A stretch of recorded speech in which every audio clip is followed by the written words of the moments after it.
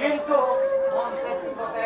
দেখিলো যে বলিৰ পূজাৰ বাবে গোটেই ৰাজ্যত প্ৰবল ধুমুহা সেই ধুমুহাত আমাৰ ব্ৰাহ্মণ জাতি মূল্যপাত বিপৰী হৈ গৈছিল। সেই সপোন দেখা মোৰ মনটো একেবাৰে দুৰ্বল হৈ পৰিছে। এইবোৰ কথা নাভাবো আৰু ই কেতিয়াও হ'ব নোৱাৰে। এতিয়া যোৱা দেখিলা বলিৰ কথা লৈ আনাগৈ।